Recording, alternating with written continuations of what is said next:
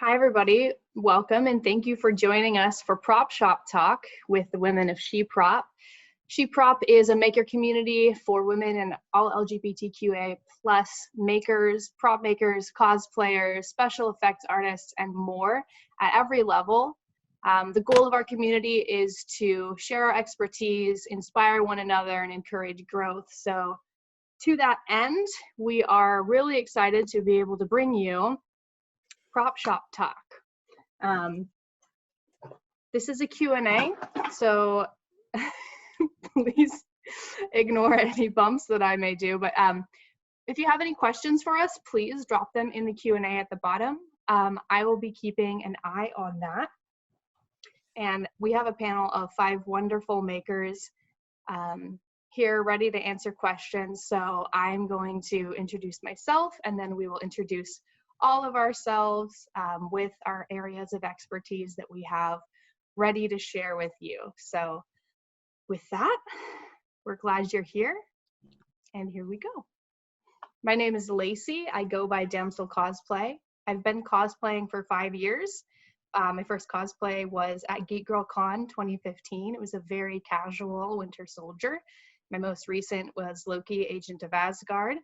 Big foam armor build that I'm very proud of. You can ask me about garment hacking, foam smithing, foam armor, working with EVA, foam and Warbler, group cosplays, makeup, and prop finishing and painting for a variety of mediums of props and cosplays and pieces. Next up, we have Kate. Hello, my name is Kate. I go by Wintermute Cosplay. I've been making cosplaying for about 6 years. The very first one that I ever did was Kate Bishop for Halloween. Just really wanted to do it. And then my most recent cosplay is actually the Wasp from Ant-Man and the Wasp. So you can ask me about patterning from scratch, mixed media costuming. I do a lot of EVA foam props. I'm also a fiber artist. I knit, I crochet, and because I travel a lot, you can also ask me questions about traveling, and of course, going from concept to costume, translating an image into a costume. Thanks, Kate. Lynn, tell us about yourself.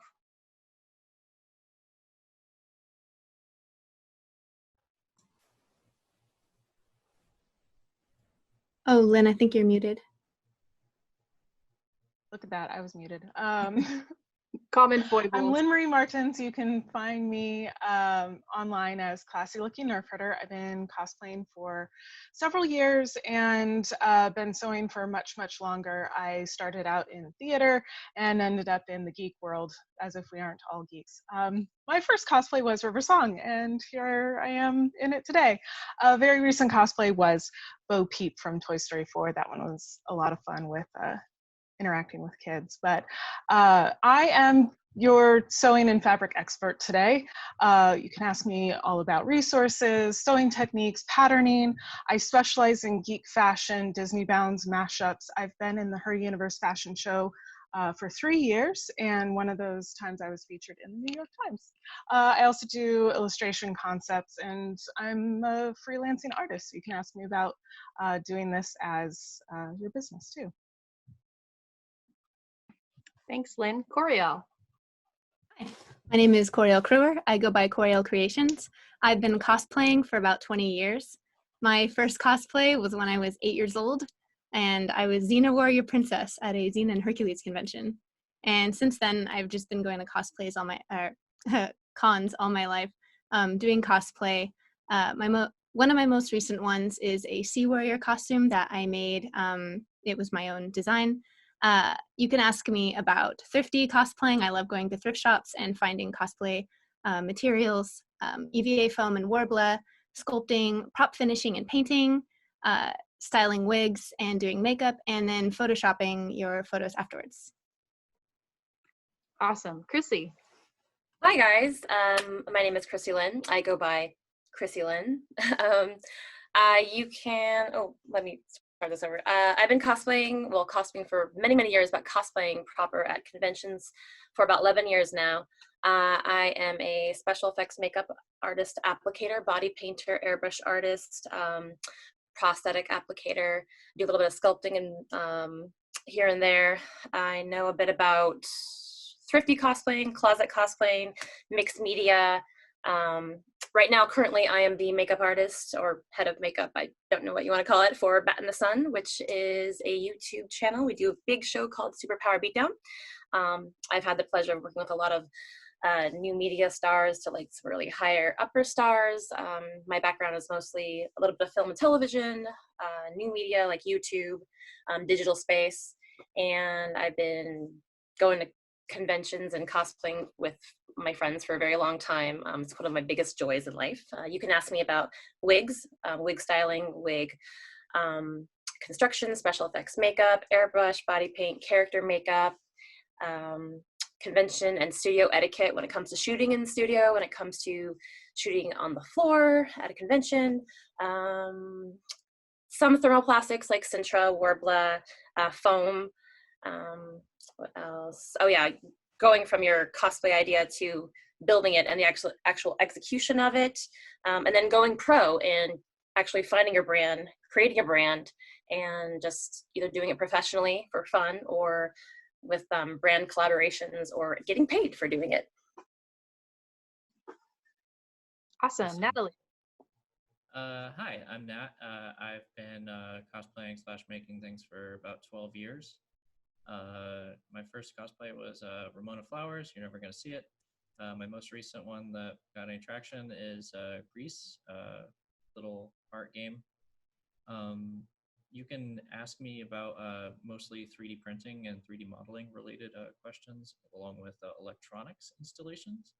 I'm really good at hard parts and props, and I do my best to open source all my designs for the community, including Arduino code and 3D print files. I'm well skilled with RGB LEDs and turning low detail from films that may have not been released yet into actual like detail. So there's a picture of my first and last lightsaber there. Yeah. Awesome. Thanks, Nat. So jumping right in with questions, I'm going to stop that screen share so that we can see our lovely faces. First up is for Kate. When you're starting a big cosplay idea, where do you start tackling it? I think the biggest question is how detailed do you want your cosplay to be? Some people, they're going for shooting accuracy. They want every single last details right. Some people just want it to look, you know, pretty good. And also the things that you have to consider is, are you traveling with a cosplay? Are you going to be shooting with a cosplay? All of those gives you slightly different needs. So you start from there, and then you make your decisions, and you do a lot of research.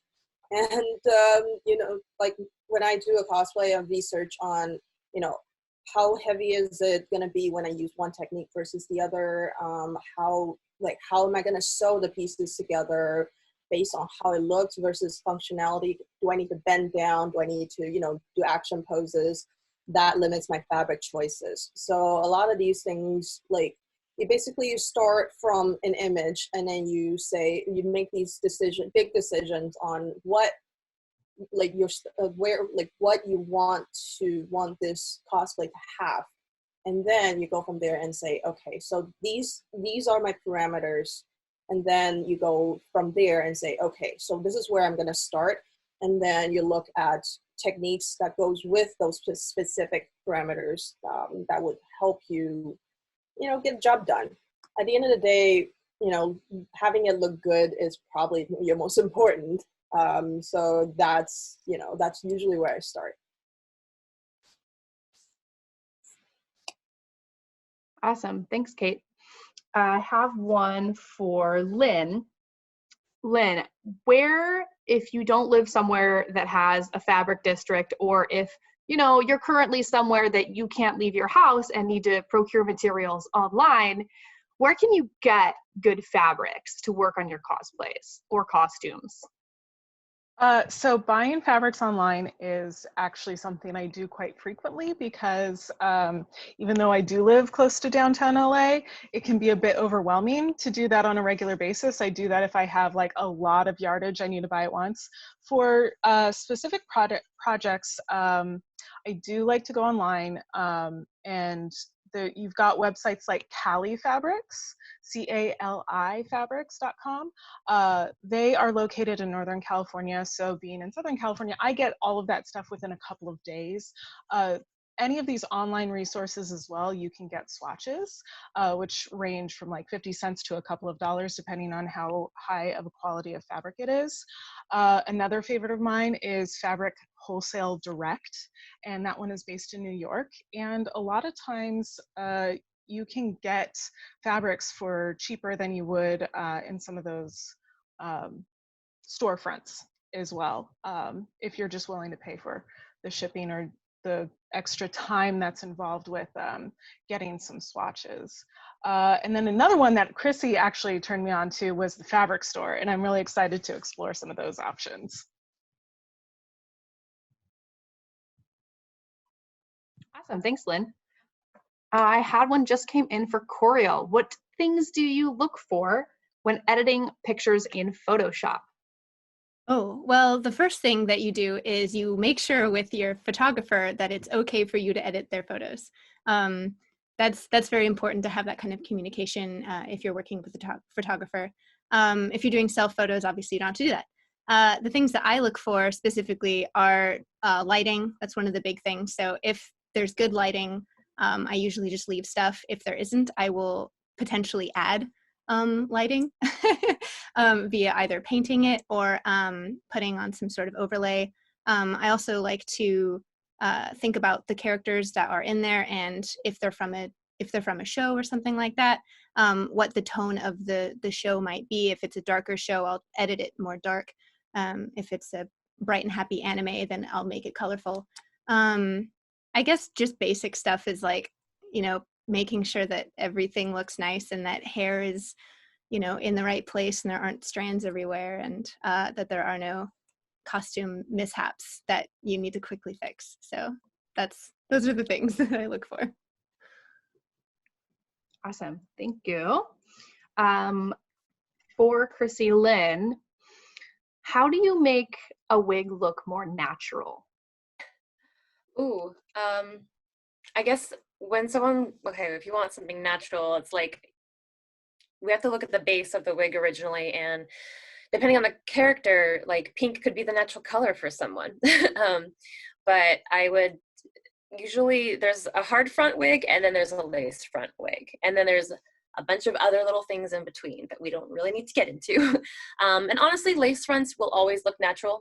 But the nice thing about places like Amazon and a lot of websites is the quality of the product has gotten so much better over the years that you can buy very inexpensive materials for wigs and lace front wigs specifically for like under $40, really, really cheap. And if you make time to educate yourself, you can learn how to ventilate those wigs and make them match your actual hairline.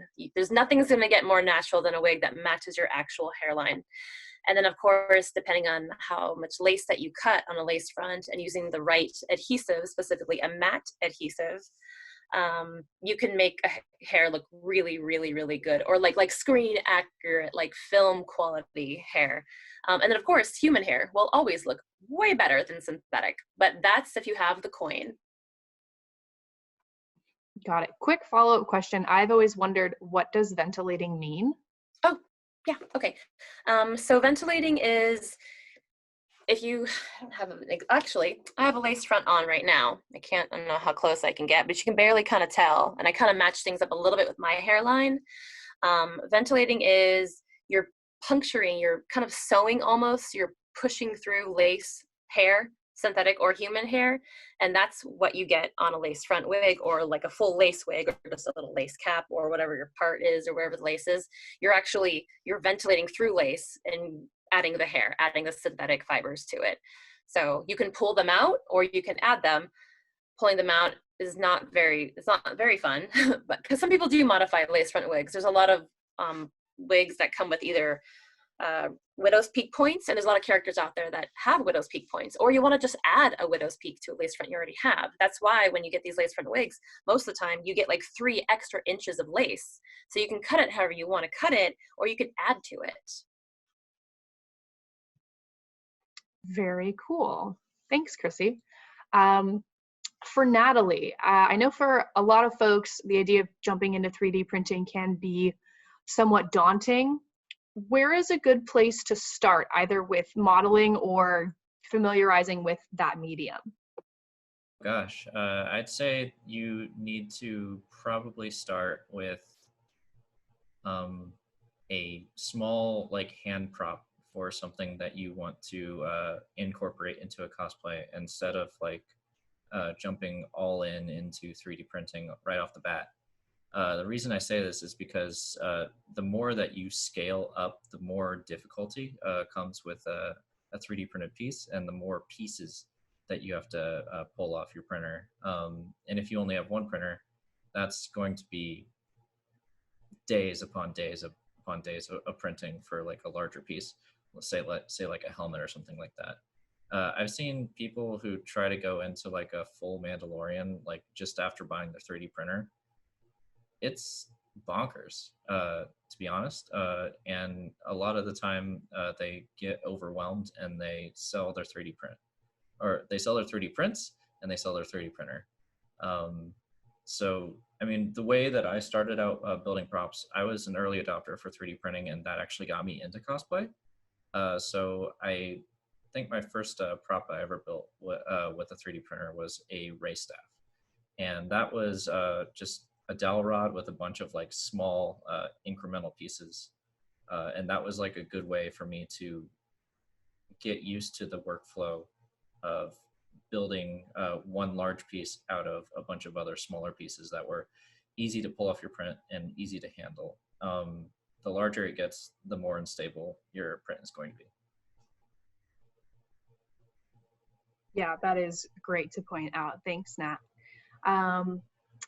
Here is one for Kate.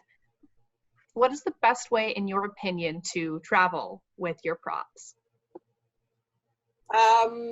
Well, first of all, you have to decide how far you're going and whether it's a good idea to take that prop with you. So sometimes that means that you have to juggle around deciding to bring one cosplay versus another. That's the first step. But if you are insisting on bringing a specific cosplay, there are several things that you can consider. One, if you're traveling by yourself and you don't really have a lot of extra luggage, a lot of people that I know with big props, they will ship them ahead to the convention. A lot of hotels will take packages for you if they know that you're coming, or you can ship it to a friend that lives nearby and pick it up, but just before you go to the con. Now that comes with its own risks of packages getting lost in transit, of it being very expensive. I live in Canada, and shipping anything to the States is expensive. So for me, I try to bring cosplays, try to coordinate it so that I bring cosplays that I can fit into my 2 suitcases that I'm bringing. Now, I usually dedicate my large suitcase for props and costumes, and it's all about packing it safely. And there are lots of tutorials. Kamui Cosplay actually has a great tutorial on how to pack your foam props in a giant suitcase. She fits like 2 or 3 of those like big props of hers into her suitcase. I don't know how she does it. And then also you have to consider what material they are. If they're if they can take a lot of knocking, you can pack them however you want. If they're foam, sometimes I'll hand luggage some of the pieces that I know are a little bit more fragile. And of course, Nat has a great point, is that make them so you can break them down and fit them into your suitcase.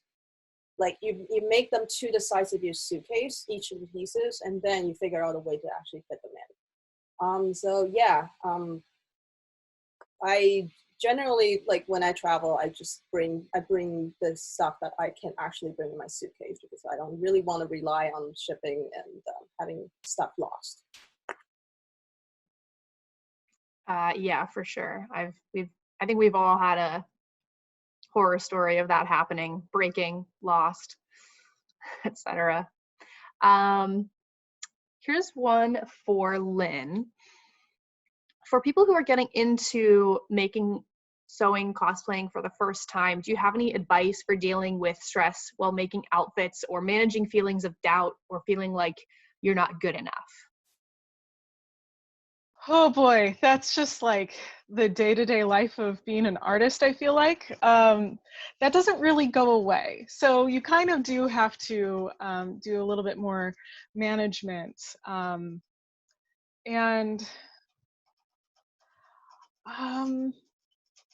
mean, if you're just starting out, do your research, find your community. Finding a community is really helpful for finding support. Like that's part of why SheProp is here, is to give advice and resources to people who are building their stuff and encouragement along the way. And you know, you're never going to be absolutely perfect at something, and it's okay to take the time to practice those skills. And something that I'm a huge advocate for is that talent is what you think you see someone is exhibiting on the outside, when in reality they've got thousands and thousands of hours to back up what their shiny Instagram exterior is. So just keep practicing and keep doing it and keep trying. And you know, I've got cosplays that I just keep updating and adding new things and adding a new accessory. It's very rare that I have something at a full 100% the first time that I wear it to a con. A lot of times there's things that I just didn't have time for, which time management as well. If you start early, then you give yourself a lot more breathing room to finish something in time for your convention. But yeah, just keep going. It's so much fun. So why not practice? Thank you, Lynn. For Coriel, other than budget, what drives your choice of materials? Foam, Worbla, 3D print, mixed media? Okay. Other than budget, I mean, budget is something I consider quite a bit, but I guess what I work with most is either EVA foam or Worbla. I have a lot more experience in EVA foam just because it was less expensive and so easier for me to get and start on years ago. But I think it just depends on what something is going to be. So if I want something that's going to be pretty strong by itself, Worbla is usually good for making props, and like what I'm wearing currently is Worbla. I like to reinforce things with wire just all the time. Wire is actually behind a lot of my stuff that I make. Even on EVA foam, a lot of my costumes are actually, I use like wire to attach EVA foam pieces to each other instead of just using glue. Because then I know that like I can bang it around and it won't break. But I think it's just whatever the costume calls for. So like armor pieces, I use EVA foam because it's thicker. Yeah, I don't really work that much with fabric other than just buying it at like a thrift shop or buying cosplays online and then modifying them. So. Yeah, I feel you. I also don't really sew. I do a lot of modification, dyeing, cutting, maybe some hand sewing, which is why I make things out of foam. So I feel you. I have a question for Chrissy. How do you transport an overstyled wig if you're traveling to a convention? Oh, okay, that's a good question. It actually, think of it as in a way similar to Kate had answered about traveling with your costumes. And just to chime on that, when it comes to, I try to look at them almost the same way, except anything that I build, I want to be able to break it apart in multiple pieces and then assemble it when I get there. Almost similar to a wig. You can also ship wigs. I mean, it depends on the style. Like, are we talking about like super cyan, like something crazy? Generally, we would ship the wigs to like a friend's place. I always think of Dragon Con for some reason, like just default always go straight to Dragon Con. So you can ship something to a friend's, you can ship to the hotel. You got to be really careful when you're shipping like fully sculpted wigs, but a good / bad habit my roommate and I like to do, because this is just what we do, is we style the wig when we get to the hotel. And I don't always encourage that for some people. That could be very stressful, but because we bring our tools and our materials and all of everything we need to build stuff anyways, we just bring a bag of wigs and we have a block and we've got our clamp and we are styling wigs in the room probably the whole weekend. And I don't encourage that, but the nice thing about flying, you could fly with a wig on your head, or like a helmet or a cowl, because it's essentially a hat. It's something you can wear on your head. So if you really, really wanted to travel in the airport, on the plane with the wig on, the nice thing about certain boxes, like those big pink with the cap and little handle wig boxes that they make and they sell at like supply stores, which we mostly have in the Valley. I don't know if they exist anywhere else, but you can collapse those. And then when you're done with it at the end of the con, just throw it in there. Just throw it in there. It's garbage now. No one cares anymore at that point. But yeah, traveling with a wig can be a little tedious unless you're a stylist. Then you just kind of figure it out when you get to the con. Yeah, and you can throw certain styles in bags. There's a lot of packing material that you can use, like those plastic air-filled little pouches, like crinkled up bubble wrap, big pieces of paper. Usually, I don't really ever get this question. This is a really good question, so I'm kind of glad we're talking about it. But yeah, I would just try to avoid it if you can, or try to ship it or wear it. Great. Okay, so for Natalie, what is the best material for props as a beginner? Okay. I would say a lot of people start with EVA foam, and it's just it's a lovely material. The reason being is because you can hot knife it, you can use just a hobby knife, you can sand it, you can get clay now that you can sculpt your own EVA foam to like fill in any gaps now. And all it takes is materials that you can find at the hardware store at like Harbor Freight for like dollars, literally no money at all. If you want to make something that looks super nice for basically nothing, then you're going to want to go with EVA foam. If you're trying to learn how to make something, if you want something that looks shape accurate, sometimes you can go on like Etsy and get people's like resin or 3D print kits. Those just are like sand them down and paint them. Those are a good like beginner project too, because then all you need is just some super glue and whatever paint you want to do. Either way, you're going to learn something new with either EVA foam as like an actual construction object, or a kit that somebody else has kind of put together for you.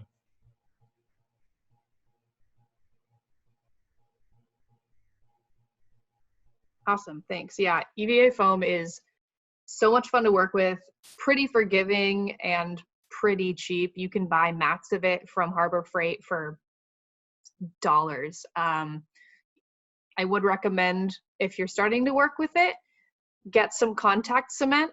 You can hot glue EVA foam, but you're gonna have a bad time down the road. Another thing that people do is resin and foam core and resin and paper too, as like a pepakura kind of thing. That's kind of phased its way out, but it's still like a thing that a lot of people do, and it's just origami. It's really, really easy to get into. And there's a lot of template files for pepakura, right? Yeah, it's a very, very flexible system, and pepakura actually works with foam smithing now, because you can set material thicknesses in pepakura. Really, really easy. That's cool. Yeah, there's there are so many resources as far as YouTube channels and templates that you can find. Someone mentioned Kamui Cosplay, who has made the most epic series of tutorial videos and now books on foam armor crafting and all kinds of stuff. And she's got tons of templates. So there is a lot out there if you are just getting started and don't know where to start.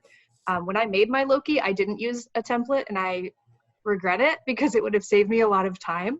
So definitely, like, when you're starting, research is a good portion. And I'm sorry, I just thought about this. If you're going to a con, there's rules for props to be made of certain materials, which is why a lot of people recommend EVA foam and like lightweight materials. So you have to like look up what you're even allowed to have on the floor. Like you can't just have like a metal airsoft gun that you've like attached Graveleys to anymore. Like it's very important to have something that is lightweight, which is why people tend to go with 3D prints or EVA foam. Yeah. Thanks for bringing that up. That's a really good point. For anyone, what do you think is a good amount of time for a photo shoot? Chrissy? I think it depends on the photographer, personally. Or if you're on the convention floor, or having done shoots all over the place, studio, outside of the convention center, in the foyer between the show, the showroom, on the floor with that atrocious convention floor lighting, all of that. There's a certain time limit for, like, I call it, like, there's like a 3-second and a 10-second rule, right? So if you're in a group cosplay and you have and it only takes one person to start taking photos of you. And then everyone starts to come over, and then you've got this whole row of photographers and they're all shooting you. You always want to have someone in that group that does the 3-second countdown. And then if you have a handler, someone who's kind of like wrangling you around, they're the ones who do the counts. If it's just you, you can always kind of just say, you can always, just so you know, just for the record, so everyone knows, you don't have to feel obligated to shoot with anybody at any given time at a convention or anywhere. If you ever feel like unsafe or uncomfortable, or if you're in a hurry, or if you're eating food. That's a big thing that I find. But usually when I shoot with people at conventions, some of them are really fantastic. I love my photographers, and I love running into them usually outside of the convention, and they've got their lights, their backdrop set up. And if they've been doing this so long and they have a system, always respect their system and respect like their time, because most of the time they're shooting you for free. And if they're a friend, you're going to get those photos. So if they want you in and out in like 10 seconds, try to, at home or with a coach, practice finding your light, knowing your poses, and knowing what your poses are specifically around your build or whatever it is that you're wearing, which is usually, if you want things to go pretty quickly, kind of time things out when you are in your full getup and see what your best angles are. So every single time, bam, bam, these are my shots, these are my 3 poses, move along. Unless you have paid separate studio time with people, then take your time. But I always find that do the trial and error portion, where the dress rehearsal of your costume first before you wear it in its final form on the convention floor. So things, A, aren't falling apart, and B, you're not still trying to figure out what looks good. Like, is this great? Is this awesome? Does this look fine? Because you can't stop in the middle of things and ask your friends, how does this look? Because time is money. Totally. I have one.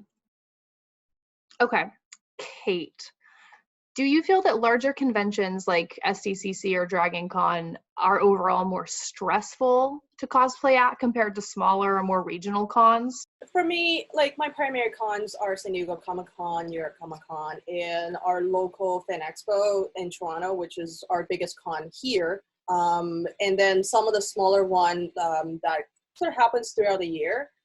Now, for me, traveling to those big cons like San Diego and New York is always stressful just because of traveling. But cosplay-wise, I find it, you sort of start to feel like you need to do better because all of the people there are pros and you kind of want to, be on that level. But after a few years, you realize that there are people that go to those cons. For them, that's their local con, and then yes, it's big and it's international, and there's a whole bunch of stuff that goes on. But at the end of the day, you just gotta tell yourself that, you know what, like cosplay at your level and have fun. That's the most important thing. If you're not having fun at a con, why are you going? For sure. For Lynn, what is a good sewing machine for a beginner? Oh, well, that's a funny question because literally the machine that I have is the one that my mom bought in like 1993, I think. I still have the receipt in the manual, and it's just like a Kenmore from Sears. It still works pretty great, and so I just keep using it. I'm getting an industrial machine pretty soon, but I mean, the thing is, some of those machines that are from the 90s or earlier are actually a bit better if you get them serviced well, because most of them are made with like metal parts instead of a lot of plastic parts. That's just a preference that I have with like my sewing experiences. So you can spend like little amounts of money on getting a used machine and then getting it serviced, which usually will cost you somewhere around $50 to $150, depending on what condition the machine is in. Another really good option, a machine that I'm a big fan of, is the Singer Heavy Duty. It's pretty helpful for doing a lot of the cosplay stuff that is out there with heavier fabrics. If you're using the right needles, you can do leather and denim on a heavy duty machine. I mean, my preference is always going to be an industrial just because there's a lot more power behind that sort of thing, but that is something that I learned with going to school, but you can always find someone who can teach you those as well.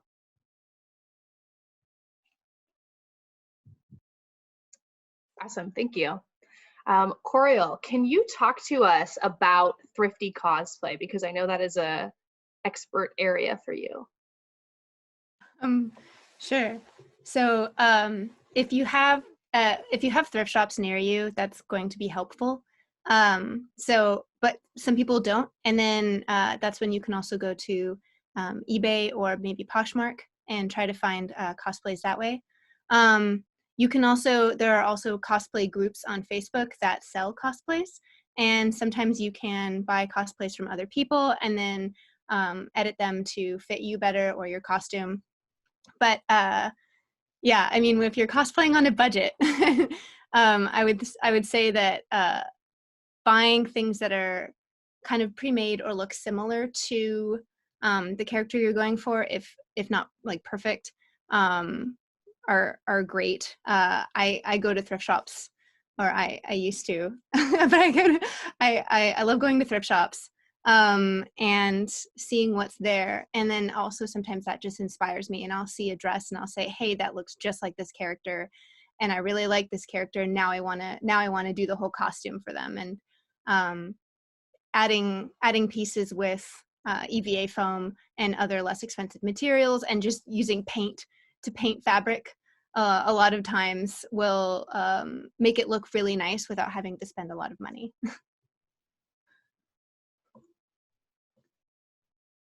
Awesome, thank you. Let me grab another question. Once we get through this cycle, we'll start wrapping up.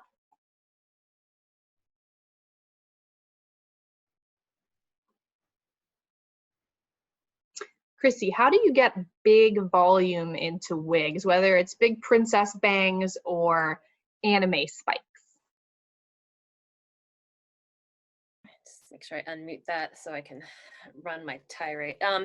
No, so big volume. Okay, so let's take Jess and I, my roommate, who, in case you don't follow her, Jessica Mills, she is one of the community great, adoring wig maker in the community. We like to call them bubbles for like big, you know, domes. Whether it's a drag style wig or a film that we worked on was essentially a Gem in the Holograms movie, like a short film that we did, because the live action one we don't want to talk about. So we did our own little film. And talk about big hair. Long story short, a good technique with synthetic, and you could do it with human hair too, but it's the quality between the two is like, if you're gonna mess up something, do it with a synthetic, is backcombing. And when I was just doing a lot more hair and wigs, I went to a pinup class for pinup hairstyles, and I didn't realize I was teasing and backcombing the wrong way my entire life. So it's about less hair and more backcombing, like with the crown starting from the top. Like if you want to do like something that's like a big bouffant, like beehive, something crazy. I'm trying to think of a good character that has a really, really big hair. Well, okay, so I've probably busted out like 10 tracer wigs for Blizzard in my day, and not just for cosplayers, but for the company Blizzard. I did a lot of wigs for them for a lot of Overwatch stuff. And a lot of backcombing and using hair powder, like volumizing powder, not like a baby powder, but literally texturizer powder. So you can actually grab the hair, because synthetic hair is just plastic at the end of the day, and it's very sleek, it's very smooth. Your fingers can just like fall right through it. It doesn't hold certain things, certain styles. But it's a lot of backcombing.